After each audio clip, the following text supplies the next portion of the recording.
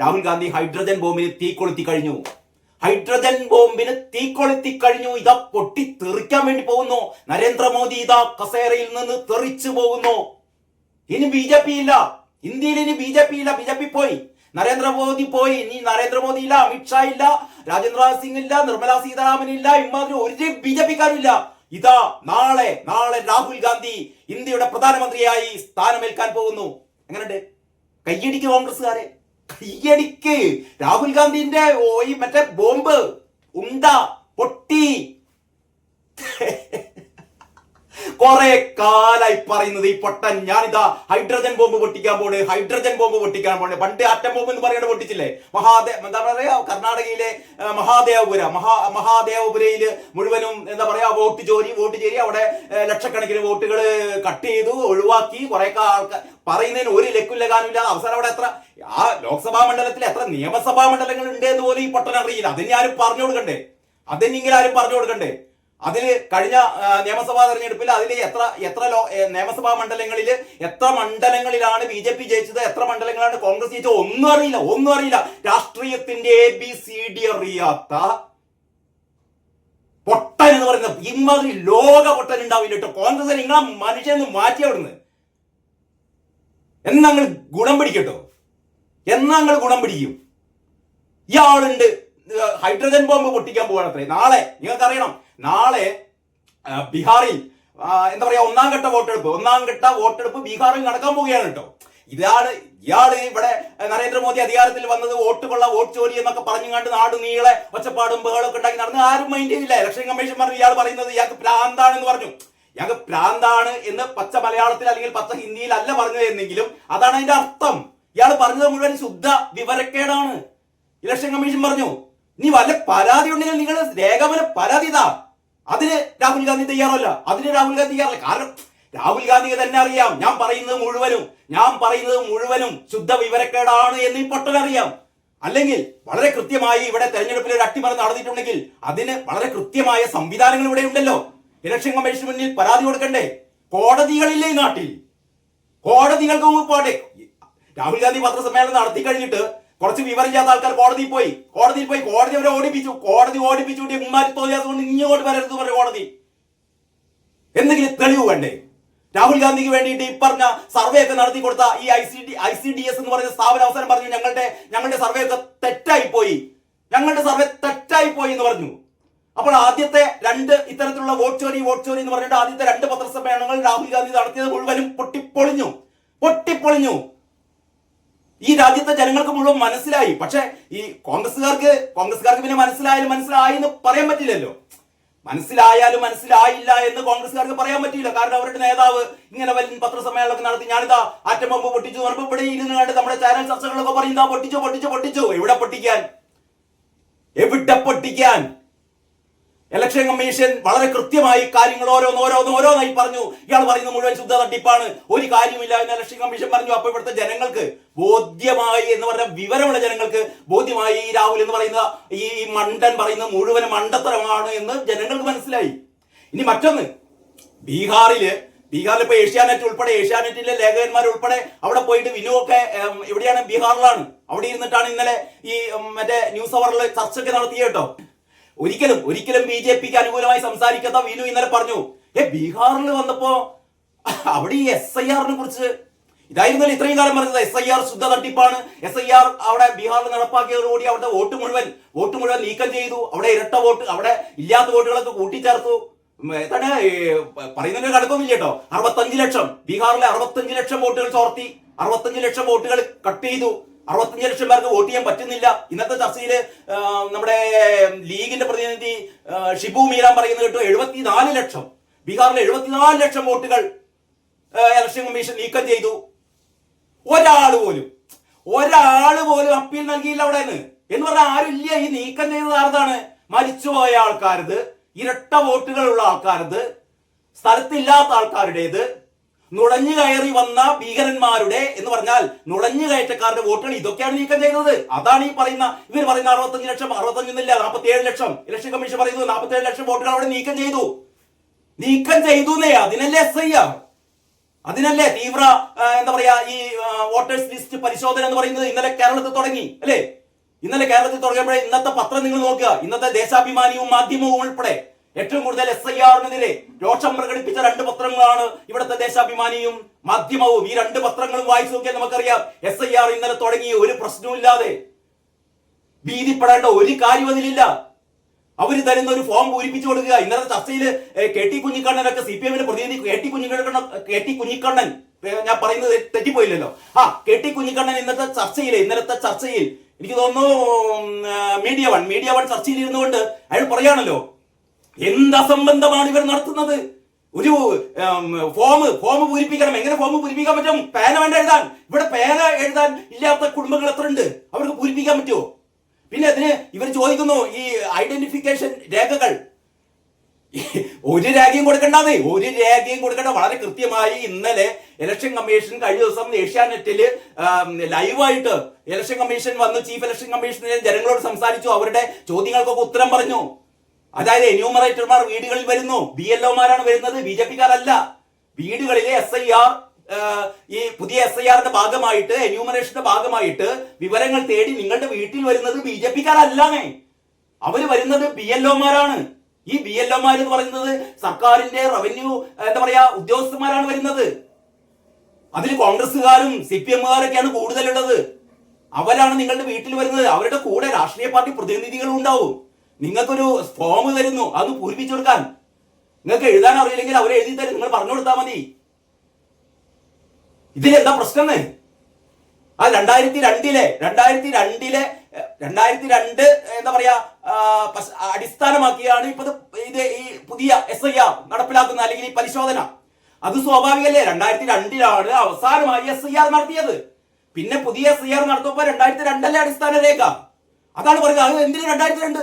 ഈ പുതിയതുണ്ടല്ലോ, പുതിയത് അടിസ്ഥാനമാക്കി ചെയ്യണം. എടോ ഇത് കുട്ടികളോടൊക്കെ എങ്ങനെ പറഞ്ഞു മനസ്സിലാക്കുക? എടോ അപാകതകൾ തീർക്കണമെങ്കിൽ 2002 ശേഷമുള്ള ഈ അപാകതകൾ തീർക്കണ്ടേ? ഈ അവസാനത്തെ പട്ടിക നോക്കിയാൽ മതിയോ? എന്നിട്ട് ഒരു രേഖയും നിങ്ങൾ കൊടുക്കണ്ടെന്നേ. നിങ്ങളെ ഫോം ഒന്ന് പൂരിപ്പിച്ചു കൊടുത്താൽ മതി. നിങ്ങളുടെ പേരും നിങ്ങളുടെ വീട്ട് നമ്പറും വീട്ട് അഡ്രസ്സും അച്ഛൻ്റെയും അമ്മൻ്റെയും പേരൊക്കെ ഒന്ന് എഴുതി കൊടുത്താൽ മതി.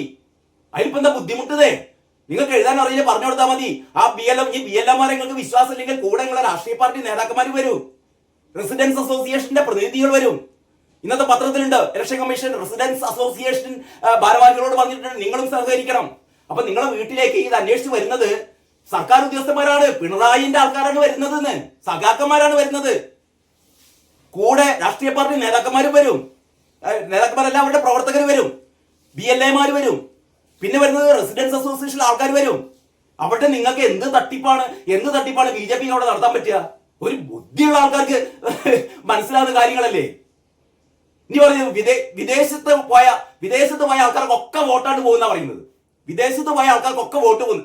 കൃത്യമായി പറയുന്നു, വിദേശത്ത് ആരെയും പോയിട്ടുണ്ടെങ്കിൽ അവരുടെ പേര് പറഞ്ഞു കൊടുത്താൽ മതി, അവരെവിടെയാണെന്ന് പറഞ്ഞു കൊടുത്താൽ മതി, തീർന്നു. ഒരു രേഖയും കൊടുക്കണ്ട. പിന്നെ എന്താ പറയുന്നത്, 2002 ആ എന്താ പറയാ ഇതുണ്ടല്ലോ നമ്മുടെ ലിസ്റ്റ്. ആ ലിസ്റ്റില് നിങ്ങളുടെ പേരില്ല എങ്കിൽ, അതായത് അതിന് ശേഷം ജനിച്ച ആൾക്കാർ, അവർക്ക് അവരുടെ അമ്മന്റെ അച്ഛനും പേര് അതിലുണ്ടാവൂലേ?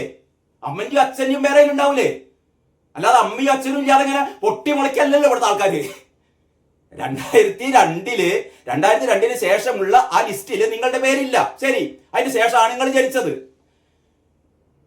ഒരു പ്രശ്നമില്ലാതെ നിങ്ങൾ അച്ഛൻ്റെ അമ്മന്റെ പേര് അതിലുണ്ടാവൂലേ? എന്താ ഒരു പേര് പറഞ്ഞു കൊടുക്കാൻ, ഒരു പേര് എഴുതി കൊടുക്കാൻ എന്താ അത്ര ബുദ്ധിമുട്ട്? ഇത് കേട്ടാ ചിരിച്ചു പോകുന്ന. അപ്പൊ ഞാൻ നീട്ടി പറഞ്ഞല്ലേ, ഇന്നലെ കുഞ്ഞിക്കണ്ണൻ പറഞ്ഞ വേറൊരു കാര്യം എന്താ അറിയോ? അതായത് ഈ രേഖ ആവശ്യമില്ല എന്ന് പറഞ്ഞു. നീ പോട്ടെ, ഈ രേഖയൊക്കെ ചോദിക്കുന്നുണ്ട്. ഈ രേഖ എങ്ങനെ എടുത്തു കൊടുക്കത്ര പെട്ടെന്ന്? പിന്നെ ഇവര് ഈ BLO-മാര് 3 പ്രാവശ്യം നിങ്ങളുടെ വീട്ടിൽ വരുന്ന പറഞ്ഞിട്ടോ. അതായത് ഒരു പ്രാവശ്യം വന്നപ്പോൾ നിങ്ങൾ വീട് പൂട്ടി കിടക്കും, നിങ്ങൾ സിമ്മക്ക് പോയിട്ടുണ്ട്, നിങ്ങൾ ഇല്ല. അവര് പോയിട്ട് പിന്നെയും വരും, 3-ാം പ്രാവശ്യം വരും. നിങ്ങൾ ഫോൺ ചെയ്തിട്ട് നിങ്ങൾ അവിടെ ഉണ്ട് എന്ന് ഉറപ്പ് വരുത്തിട്ട് വീണ്ടും വരുന്നേ. അപ്പൊ വരുമ്പോ കുഞ്ഞിക്കണ്ണൻ പറയുന്നത് അറിയോ? ഒരു വരുമ്പോ നിങ്ങളടുത്ത് ചിലപ്പോ രേഖയൊന്നും ഉണ്ടാവും. രേഖ വേണ്ടോ കുഞ്ഞിക്കണ്ണ? ഇവിടുത്തെ ആൾക്കാർ പത്രം വായിക്കുന്നത് ഇതൊക്കെ കേൾക്കുന്ന ആൾക്കാരാണ്. നിനക്ക് മറ്റേ AKG സെന്ററിൽ നിന്ന് കൊടുത്ത ക്യാപ്സ്യൂളും കൊണ്ട് വന്നാൽ മതി. KT കുഞ്ഞിക്കണ്ണൻ എന്നൊക്കെ പറയുന്നത് അത്യാവശ്യം കമ്മ്യൂണിസ്റ്റ് എന്താ പറയാ കമ്മ്യൂണിസ്റ്റ് തത്വശാസ്ത്രങ്ങളൊക്കെ കലക്കി കുടിച്ച ആളാണെന്നാണ് നമ്മളൊക്കെ കരുതിയത് കേട്ടോ.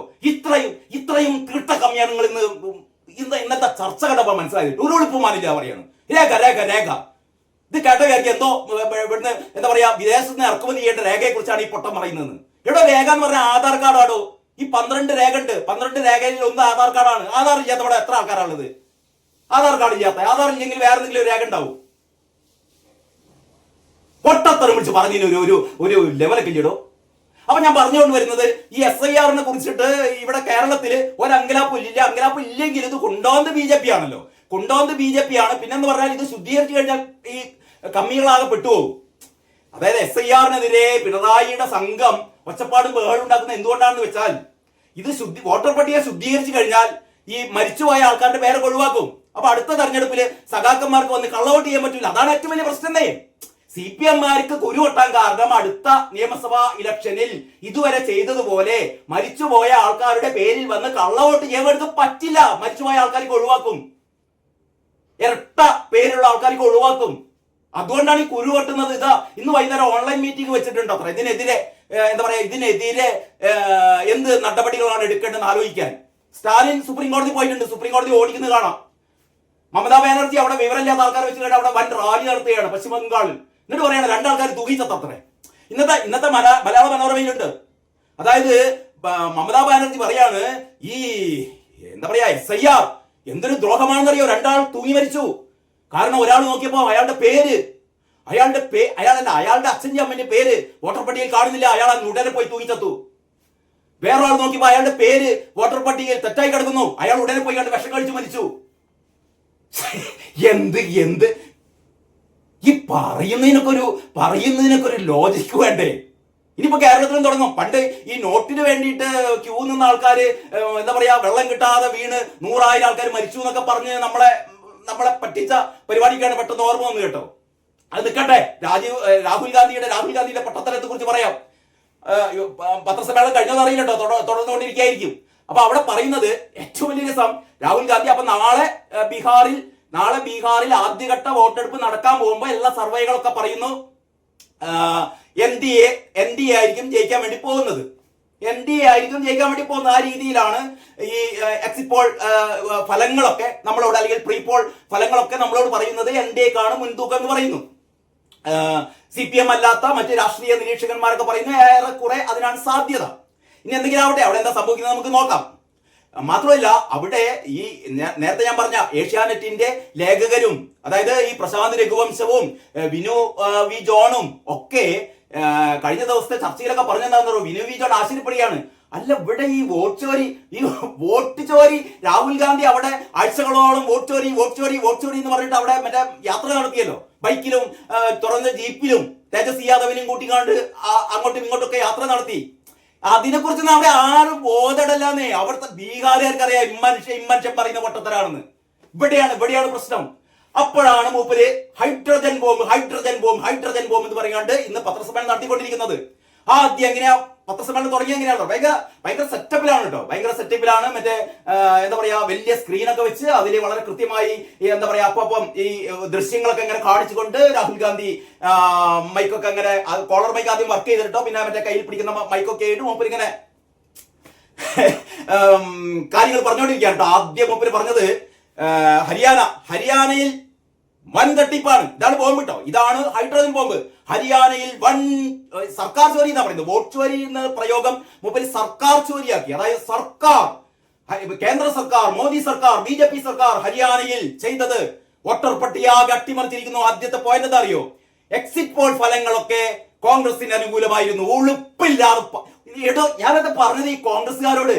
എക്സിറ്റ് പോൾ ഫലങ്ങൾ ഇവിടെ അങ്ങനെ പിന്നെ വോട്ടെടുപ്പ് നടത്തുന്ന കാര്യമുണ്ടോ? എക്സിറ്റ് പോൾ പോലെ ഇവിടെ എത്ര എക്സിറ്റ് പോൾ ഫലങ്ങൾക്ക് എതിരായ അല്ലെങ്കിൽ അതിന് വിരുദ്ധമായ ഈ മത്സര ഫലങ്ങളാണ് ഇവിടെ വന്നിട്ടുള്ളത്. അപ്പൊ മൂപ്പര് പറയുന്നത് ഹരിയാനയിൽ BJP ജയിച്ചത് കൃത്രിമം നടത്തിയിട്ടാണ്. ഒന്നാമത്തെ തെളിവ് എക്സിറ്റ് പോൾ ഫലങ്ങൾ മുഴുവൻ കോൺഗ്രസിന് അനുകൂലമായിരുന്നു. പക്ഷേ റിസൾട്ട് വന്നപ്പോൾ കോൺഗ്രസ് തോറ്റുപോയി. അതുകൊണ്ട് ഇത് തട്ടിപ്പാണ്. തച്ച് കൊല്ലണ്ടവനെ. നിങ്ങളൊന്ന് പറ. നിങ്ങളൊന്ന് പറ, നിങ്ങൾ ഏത് പാർട്ടിക്കാരനാവട്ടെ, എക്സിറ്റ് പോൾ ഫലങ്ങളിൽ കോൺഗ്രസിനാണ് മേൽക്കൈ, BJPക്ക് താഴ്ന്ന വോട്ടിംഗ് നിലയാണ്. പക്ഷെ വോട്ടെണ്ണിയപ്പോൾ BJPക്ക് കൂടുതൽ വോട്ട് കിട്ടി. അതുകൊണ്ട് തട്ടിപ്പ്. അതാണ് മൂപ്പരുടെ ഒന്നാമത്തെ പോയിന്റ്. രണ്ടാമത് പറയുന്നത് പോസ്റ്റൽ ബാലറ്റ് എണ്ണിയപ്പോൾ 73 പോസ്റ്റൽ വോട്ടുകൾ കോൺഗ്രസിന് അനുകൂലവും 17 പോസ്റ്റൽ ബാലറ്റുകൾ BJPക്ക് അനുകൂലവും. പക്ഷേ മൊത്തം വോട്ടെണ്ണിയപ്പോൾ BJP മുന്നിലെത്തി. ഇങ്ങനെ തന്നെയാണ് പോസ്റ്റൽ ബാലറ്റ്. ആകെ ചില്ലറ പോസ്റ്റൽ ബാലറ്റ് അല്ലേ ഉണ്ടാവുള്ളൂ. പോസ്റ്റൽ ബാലറ്റില് കോൺഗ്രസിന് 73 വോട്ട് കിട്ടിയാച്ചിട്ട് മൊത്തം വോട്ട് എണ്ണുമ്പോൾ കോൺഗ്രസിന് അത്രയും വോട്ട് കിട്ടിക്കൊള്ളുന്നുണ്ടോ? ഇയാളുടെ ഈ ഹൈഡ്രജൻ ബോംബ് തുടക്കത്തിലെ ചീറ്റിപ്പോയി. പിന്നെ പറയുന്നത് എന്താന്ന് വെച്ചാൽ, പിന്നെ പറയുന്നത് ഏതൊരു മോഡൽ, എന്താണ്, ഹംഗേറിയോ റുമാനിയോ എന്നോട് വിട്ടുപോയി, ഏതോ ഒരു രാജ്യത്തുള്ള ഒരു സുന്ദരിയായ ഒരു പെൺകുട്ടിയുടെ മുഖം ഇങ്ങനെ സ്ക്രീനിങ്ങിൽ പ്രത്യക്ഷപ്പെട്ടിട്ട് രാഹുൽ ഗാന്ധി ചോദിക്കുകയാണ്, പത്രക്കാർ മുന്നിൽ ഇങ്ങനെ പത്രക്കാർ നിരന്നിരിക്കുകയാണ്, അറിയോ ഈ പെൺകുട്ടിയെ അറിയോ, ഈ സുന്ദരിയെ അറിയോ, നോക്കിയാട്ടെ. ഏതോ ഒരു രാജ്യത്തെ ഏതൊരു മോഡലാണത്രേ. ഈ മോഡലിന്റെ പടം വെച്ചിട്ട് 22 എന്താ പറയാ വോട്ടർ പട്ടികയില് 22 ഇടത്ത് ഒരു ബൂത്തില് ഈ മോഡലിന്റെ, ഈ അന്യ രാജ്യക്കാരിയായ ഒരു മോഡലിന്റെ പടം വെച്ചിട്ട് ഈ വോട്ടർ പട്ടികയിലുണ്ട്. അപ്പൊ 22 തവണ കള്ളവോട്ട് നടത്തി. എടോ രാഹുൽ ഗാന്ധി പൊട്ട, ഈ പറയുന്ന ഈ വോട്ടർ ലിസ്റ്റ് ഉണ്ടല്ലോ, എടോ ഇത് വോട്ടിങ്ങിന്റെ ഈ തെരഞ്ഞെടുപ്പ് ദിവസത്തിന്റെ മാസങ്ങൾക്ക് മുമ്പ് ഇത് പരിശോധിക്കാൻ കൊടുക്കടോ നിന്റെ പാർട്ടിക്കാർക്ക്.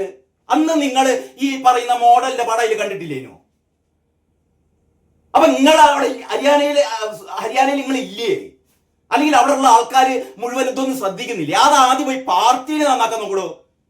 നിങ്ങൾ സ്വന്തം പാർട്ടിയെ നന്നാക്കാൻ നോക്കടോ പൊട്ട. ആദ്യം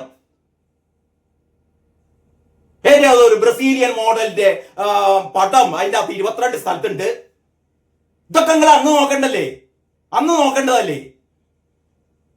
ഈ ഇലക്ഷന് BJPക്ക് വോട്ട് ചെയ്യാൻ വേണ്ടിയിട്ട് ഈ മോഡൽ 22 സ്ഥലത്ത് പോയി കണ്ട് വോട്ട് ചെയ്യണം. ഇനി വേറൊന്ന്, ഈ മോഡലിന്റെ പടമായിട്ട് വന്നു വിചാരിക്കുക, ഈ ഓരോ ബൂത്തിലും ബൂത്ത് ഏജന്റുമാരുണ്ടാവില്ലേ? വോട്ട് ചെയ്യാൻ വരുന്ന ആൾക്കാർക്ക് ഇവരിങ്ങനെ നോക്കൂലേ? അപ്പൊ ഒരു മോഡൽ വരുമ്പോ ഈ മോഡൽ 22 ബൂത്ത് പോയി കണ്ട് ഈ മോഡൽ വോട്ട് ചെയ്ത് BJPക്ക് വോട്ട് ചെയ്ത് പോവുകയാണോ? പിന്നെ പറയുന്നത് എന്താണ്, 228 ഒരു സ്ത്രീ 228 സ്ഥലത്ത് വോട്ട് ചെയ്തത്രേ. ഈ പറയുന്ന എന്തും വിളിച്ചു പറയും. ഒരു സ്ത്രീ 22 സ്ഥലത്ത് ഈ മോഡലിന്റെ പേരിൽ വേറെ സ്ത്രീ 228 സ്ഥലത്ത് വോട്ട് ചെയ്തത്രേ. പിന്നെ പറയുന്നു ഏതോ വീടിന് നമ്പർ ഇല്ല, 00 ആണ്, പക്ഷെ അത് വീടുണ്ട്. പിന്നെ പറയുന്നു ഇത് BJPയുടെ ചില UPയിലുള്ള BJPയുടെ ചില നേതാക്കന്മാരൊക്കെ ഇവിടെ വന്ന് വോട്ട് ചെയ്തിട്ടുണ്ട്, ഇവരുടെ പേര് വോട്ടർ പട്ടികയിലുണ്ട്. സ്വാഭാവികമായിരിക്കുന്നേ, ഒരു നിശ്ചിത കാലയളവ് ഒരു സ്ഥലത്ത് താമസിച്ചു കഴിഞ്ഞാൽ അവിടെ വോട്ടർ പട്ടികയിൽ പേര് വരും. ബി ഗോപാലകൃഷ്ണന്റെ, നമ്മുടെ BJP നേതാവ് B ഗോപാലകൃഷ്ണന്റെ ഒരു ക്ലിപ്പിംഗ് ഇതിന്റെ കൂടെ കാണിക്കുന്നു കേട്ടോ. ഗോപാലകൃഷ്ണൻ ഈ വായി തോന്നിയതൊക്കെ പലപ്പോഴും വിളിച്ചു പറയുന്ന ഒരു BJP നേതാവാണ്. ഗോപാലകൃഷ്ണൻ കഴിഞ്ഞ ഏതൊരു പത്രക്കാരോട് പറഞ്ഞിരുന്നു, ഞങ്ങൾ വേണമെങ്കിൽ കാശ്മീരിൽ നിന്ന് ആൾക്കാരെ ഇറക്കുമതി ചെയ്യുന്നൊക്കെ പറഞ്ഞിരുന്നു. ഈ പത്രക്കാര് പ്രകോപിതമായി പല ചോദ്യങ്ങളും ചോദിക്കുമ്പോൾ രാഷ്ട്രീയ നേതാക്കന്മാർ അതിന് പറ്റിയ ഉത്തരം, എന്താ പറയാ, ഉരുളക്കുപ്പേരി പോലെ അത്തരത്തിലുള്ള ഉത്തരം കൊടുക്കാറുണ്ട്. അങ്ങനെയാണ് ഈ ഗോപാലകൃഷ്ണനോട് പണ്ടേതോ പത്രപ്രതിനിധി ചോദിച്ചത്, ഈ തൃശ്ശൂരില് നിങ്ങൾ സുരേഷ് ഗോപിയെ ജയിപ്പിക്കാൻ വേണ്ടിയിട്ട് കുറെ ആൾക്കാരെ അടുത്ത ജില്ലകളിൽ നിന്നൊക്കെ കൊണ്ടുവന്നിട്ട് ഇവിടെ വോട്ടർ പട്ടികയിൽ പേര് ചേർത്തിട്ടില്ലേ എന്ന് ചോദിച്ചപ്പോ ഗോപാലകൃഷ്ണൻ പറഞ്ഞു, ഞങ്ങൾ വേണമെങ്കിൽ കാശ്മീരിൽ നിന്ന് ആളെ കൊണ്ടുവരുന്നു പറഞ്ഞു. ഇതൊക്കെ ഈ പൊട്ടൻ ഇങ്ങനെ കാണിച്ചു കൊടുക്കുന്നത്. ഇതാ ഗോപാലകൃഷ്ണൻ, കേരളത്തിലെ ഗോപാലകൃഷ്ണൻ പറഞ്ഞിരിക്കുന്നു ഇവിടുന്ന് കാശ്മീരിൽ നിന്ന് ആൾ കൊണ്ടുവരും. അപ്പൊ ഇവിടെ അങ്ങനെയാണ് ഈ തട്ടിപ്പ് നടത്തിയത്. ഇങ്ങനെ കേട്ടാൽ പോലും ഇയാളെ പൂച്ചിച്ച് തള്ളുന്ന രീതി. ഇതാണ് ഹൈഡ്രജൻ ബോംബ്. ഒരു ഓലപ്പടകം പോലെ അല്ല. ചെറിയ കുട്ടികള് ഈ മറ്റേ വിഷുവിനൊക്കെ പൊട്ടിക്കുന്ന ചെറിയ ക്യാപ്സ് ഉണ്ടല്ലോ, അതുമല്ല. എന്നിട്ട് ഹൈഡ്രജൻ ബോംബ് ഇനി മുതൽ ചർച്ച ചെയ്യും. ഹൈഡ്രജൻ ബോംബ് ഇലക്ഷൻ കമ്മീഷൻ ഇതുവരെ വേണ്ടിയിട്ടില്ല. ഇലക്ഷൻ കമ്മീഷൻ എനിക്ക് തോന്നുന്നു ഇലക്ഷൻ കമ്മീഷൻ അടുത്ത ഏതാനും മിനിറ്റുകൾക്കുള്ളിൽ അല്ലെങ്കിൽ മണിക്കൂറുകൾക്കുള്ളിൽ ഇലക്ഷൻ കമ്മീഷൻ ഇതിനുള്ള മറുപടി തരുവായിരിക്കത്രേ. ഇലക്ഷൻ കമ്മീഷൻ ഒന്നും പറഞ്ഞില്ലെങ്കിൽ ഇവിടുത്തെ ആൾക്കാർക്ക് ബോധ്യമാകും. അപ്പൊ രാഹുൽ ഗാന്ധി പറയുന്ന കാര്യമൊക്കെ ഇനി അങ്ങനെ അഥവാ നടന്നിട്ടുണ്ട് നിങ്ങൾ സങ്കല്പിക്കുക. ഈ പറയുന്നൊക്കെ ശരിയാണ് എങ്കിൽ ഞാൻ നേരത്തെ പറഞ്ഞ പോലെ ഈ വോട്ടർ പട്ടിക വളരെ നേരത്തെ തന്നെ 1, 2, 3 പ്രാവശ്യം ഇത് പരിശോധിക്കാൻ ആദ്യം കരട് വോട്ടർ പട്ടിക കൊടുക്കും. ഇതൊക്കെ നോക്കണ്ടേ ഇതിൻ്റെ അകത്ത് എന്താ ഉള്ളത് എന്ന്. ഇനി അന്നൊന്നും നോക്കിയില്ലെങ്കിൽ വോട്ടെടുപ്പ് ദിവസം നോക്കണ്ടേ ആരൊക്കെ വന്ന് വോട്ട് ചെയ്യുന്നെന്ന്. ഇതിനൊക്കെ ആൾക്കാരില്ലേ? ഇങ്ങനൊരു പാർട്ടി ഉണ്ടല്ലോ. ഇനിയിപ്പോ എന്താ പറയാ, നമ്മുടെ ബീഹാറിൽ വോട്ടെടുപ്പ് നടന്നു കഴിഞ്ഞ അവസാനം NDA സഖ്യം ജയിച്ചാൽ അപ്പോഴും പറഞ്ഞോ അത് മുഴുവൻ വോട്ടർ മറ്റേ SIR തകരാറ്, വോട്ടേഴ്സ് ലിസ്റ്റിലെ തകരാറ്. ഇപ്പൊ പിന്നെ മറ്റേ മിണ്ടില്ല, ഏത് മിണ്ടില്ല, ഈ EVM ഇലക്ട്രോണിക് വോട്ടിംഗ് മെഷീനിലെ പരാതി ഇപ്പം മിണ്ടിക്കഴിഞ്ഞാൽ കോടതി തൂക്കിയെറിയും. ഇലക്ഷൻ മറ്റേ EVM-ലെ അട്ടിമറി എന്ന് പറഞ്ഞു കഴിഞ്ഞാൽ. കാരണം സുപ്രീം കോടതി നേരത്തെ പറഞ്ഞു EVM-ൽ ഒരു അട്ടിമറി നടക്കില്ല എന്ന് പറഞ്ഞത്. അതോടുകൂടിയാണ് EVM-നെ കുറ്റപ്പെടുത്തൽ നിർത്തിയത്. പിന്നെയാണ് മൂപ്പര് കയറിയാണ്ട് ഈ വോട്ടേഴ്സ് ലിസ്റ്റ്. അപ്പൊ വോട്ടേഴ്സ് ലിസ്റ്റിലെ പരാതി എന്ന് ഇയാൾ പറയുമ്പോൾ ഇയാൾ പറഞ്ഞുകൊണ്ടിരിക്കുന്നത് എന്നറിയോ? ഞങ്ങളെ പാർട്ടി ഹലമ്പ് പാർട്ടിയാണ്, ഞങ്ങളെ പാർട്ടി ഇതൊന്നും ശ്രദ്ധിക്കാറില്ല, ഞങ്ങളെ പാർട്ടി തനി പൊട്ടന്മാരുടെ പാർട്ടിയാണ്, ഞങ്ങളുടെ പാർട്ടിക്ക് ഈ ഇതുണ്ടല്ലോ വോട്ടേഴ്സ് ലിസ്റ്റ് വായിച്ചാൽ മനസ്സിലാവൂല, ഞങ്ങളുടെ പാർട്ടിക്ക് വോട്ടേഴ്സ് ലിസ്റ്റ് കണ്ടാൽ തിരിയൂല, ഞങ്ങളുടെ പാർട്ടിയിൽ ആൾക്കാർക്കൊന്നും കാഴ്ചശക്തി ഇല്ല, ഈ ബൂത്തിലിരിക്കുന്ന ഈ ബൂത്ത് ഏജന്റുമാർക്കൊന്നും വരെ കണ്ടാൽ തിരിയൂല.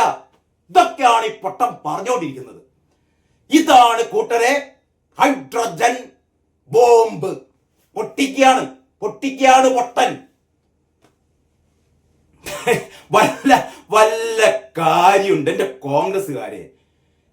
നിങ്ങളോട് ഒരുപാട് നല്ല കോൺഗ്രസ്സുകാരെന്റെ ഏറ്റവും അടുത്ത സുഹൃത്തുക്കളാണ്. കഷ്ടം തോന്നുന്നുണ്ട്, കഷ്ടം. മനുഷ്യനെ എങ്ങനെങ്കിലും ഒന്ന് നിങ്ങൾ പിടിച്ച് ഒരു ഭാഗത്തേക്ക് മാറ്റി നിർത്തി എന്നാൽ നിങ്ങളെ പാർട്ടി രക്ഷപ്പെടും കേട്ടോ. നിങ്ങളെ പാർട്ടി രക്ഷപ്പെടും, അത്രേ പറയുന്നുള്ളൂ.